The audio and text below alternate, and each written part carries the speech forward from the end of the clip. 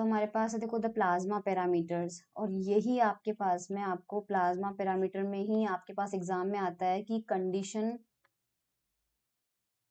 For existence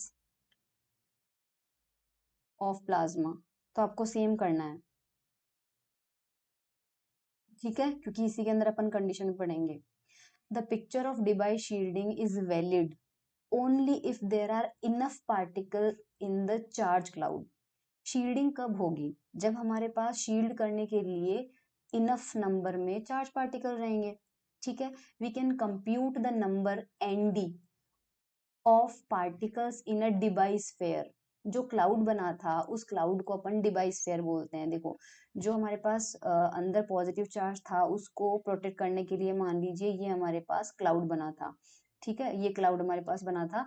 तो ये cloud जो है किस शेप का है? ये स्फेरिकल शेप का है, स्फेरिकल शेप का है, इसे हम बोलते हैं डिवाइस पेयर, इसे अपन बोलते हैं डिवाइस पेयर। और मान लीजिए इसके अंदर जितने भी पार्टिकल हमारे पास चार्ज पार्टिकल मिलके ये डिवाइस पेयर बना रहे हैं, उस नंबर को अपन बोल देते हैं एनडी। एनडी नंबर डेंसिटी है हमारे पास उन चार्ज पार्टिकल की जो कि डिवाइस पेयर बना रहे हैं, ठीक है। तो ये एनडी जो है इसकी वैल्यू हमारे पास कितनी होगी?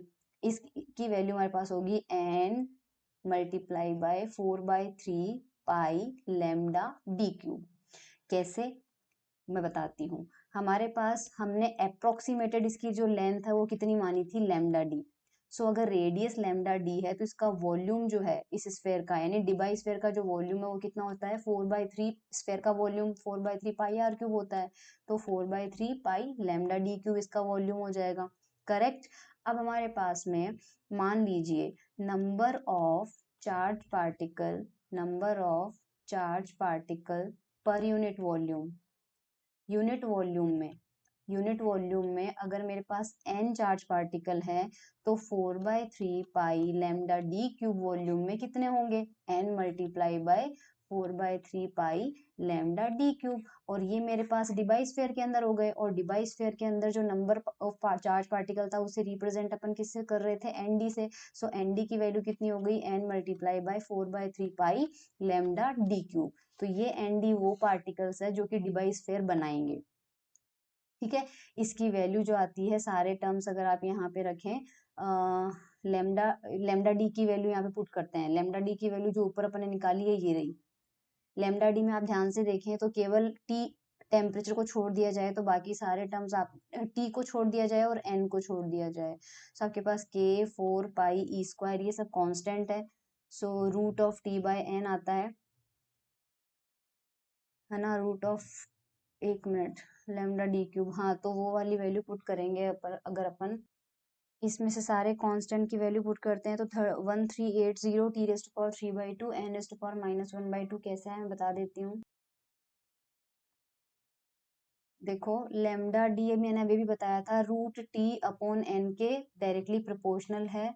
कैसे? यहाँ पर देख लो, ये रहा, इस जस्ट अ मिनट, ये रहा रूट ऑफ टी और यहाँ पे एन, बाकी सब टर्म कांस्टेंट है, उनकी वैल्यू पुट की जा सकती है, ई की, 4 की, पाई की, के की, है ना। तो लेमडा डी जो है वो किसके प्रोपोर्शनल है? टी ऊपर है और एन नंबर डेंसिटी नीचे है, ठीक है। सो हमारे पास में लेमडा डी तो इसके प्रोपोर्शनल आ गया। एन डी की वैल्यू हमने अभी अभी निकाली थी N into 4/3 pi lambda D cube. इसमें कांस्टेंट क्या क्या है? 4/3 पाई, तो इसको हटा दो। तो एन डी किसके प्रोपोर्शनल आ रहा है? N multiply by lambda D cube. Lambda D यहाँ पे वैल्यू पुट करेंगे तो टी बाय एन की पावर 1/2 तो ऑलरेडी था, 1/2 ऑलरेडी था, और 3 यहाँ पे है तो पावर कितनी हो जाएगी? 3/2 हो जाएगी। सो टी की पावर तो 3/2 है, बाहर आ गया। एन की पावर ऊपर यहाँ पे 1 है और यहाँ पावर 3/2 है, तो 1 को नीचे लेके आएंगे तो कितना हो जाएगा? 1/2 हो जाएगा। फिर उसको ऊपर लेके जाएंगे तो कितना हो जाएगा? -1/2। सो यहाँ पे यही मैं बताना चाह रही थी आपको, ये वाली वैल्यू यहाँ पे आ जाएगी, ठीक है। A criterion for an ionised gas, अगर हमारे पास कोई गैस आयोनाइज्ड गैस है तो वो जरूरी नहीं है प्लाज्मा हो ही, उसके लिए कुछ क्राइटेरियन फुलफिल होने चाहिए। तो हमारे पास a criterion for an ionised gas to be plasma is that it should be dense enough that lambda d is much smaller than L, where L is the dimension of the system and lambda d is the Debye length। सो पहली condition तो आपके पास है कि lambda d जो है अगर एक ionised gas plasma की तरह तब बिहेव करेगा जब लैम्डा डी की वैल्यू जो है वो एल के कंपैरिजन में बहुत कम हो। अब ये क्यों है मैं बता देती हूँ।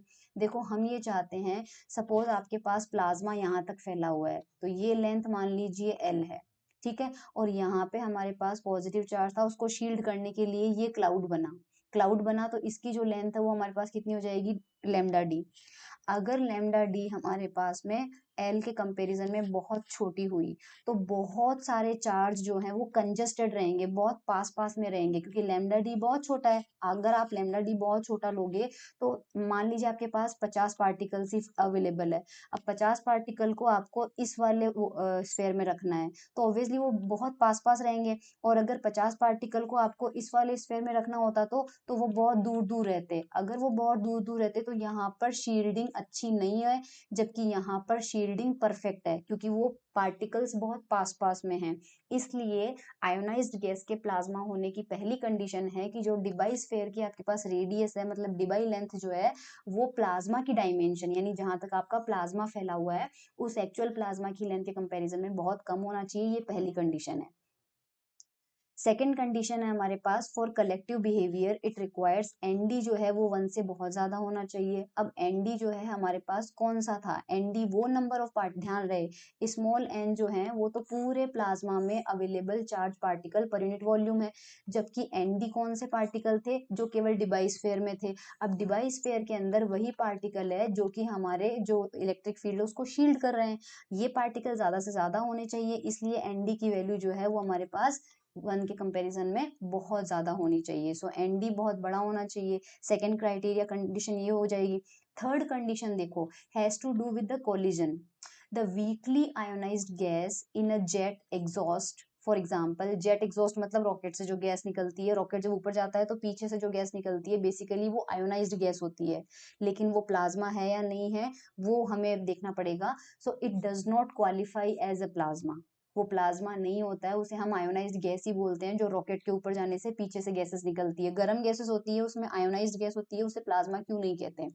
Because charged particle collide so frequently with neutral atom that their motion is controlled by ordinary hydrodynamic forces rather than EM forces, electromagnetic। यहाँ पर आपको ये बताना चाह रहे हैं यहाँ पे कि उसके अंदर एक्चुअल में क्या होता है, जो रॉकेट ऊपर जाता है तो पीछे से जो गैसेस निकलती है उसमें जो चार्ज पार्टिकल होते हैं और न्यूट्रल एटम्स होते हैं उनके बीच में कॉलिजन्स बहुत बहुत बहुत बहुत ज्यादा बढ़ जाती है। तो जो कॉलिजन की फ्रीक्वेंसी होती है, सपोज न्यू सी बोल देते हैं, तो कॉलिजन की जो फ्रीक्वेंसी होती है वो प्लाज्मा फ्रीक्वेंसी से बढ़ जाती है, ज्यादा, वो प्लाज्मा फ्रीक्वेंसी से ज्यादा हो जाती है, जबकि एक्चुअल प्लाज्मा होने के लिए प्लाज्मा की फ्रीक्वेंसी कॉलिजन की फ्रीक्वेंसी से ज्यादा होनी चाहिए, ठीक है। इसलिए यहाँ पर ये कहा जा रहा है, if omega is the frequency of typical plasma oscillation, अगर प्लाज्मा फ्रीक्वेंसी ओमेगा है and tau is the mean time between collision, और ये कॉलिजन के बीच का टाइम है with neutral atom, so omega tau must be greater than 1, क्योंकि अगर ये बहुत बड़ा होगा तो जाहिर सी बात है ओमेगा ज्यादा है, ओमेगा ज्यादा होने का मतलब क्या है, आपके पास प्लाज्मा फ्रीक्वेंसी की वैल्यू बहुत ज्यादा है, और प्लाज्मा फ्रीक्वेंसी के ज्यादा होने का मतलब प्लाज्मा एग्जिस्ट कर रहा है।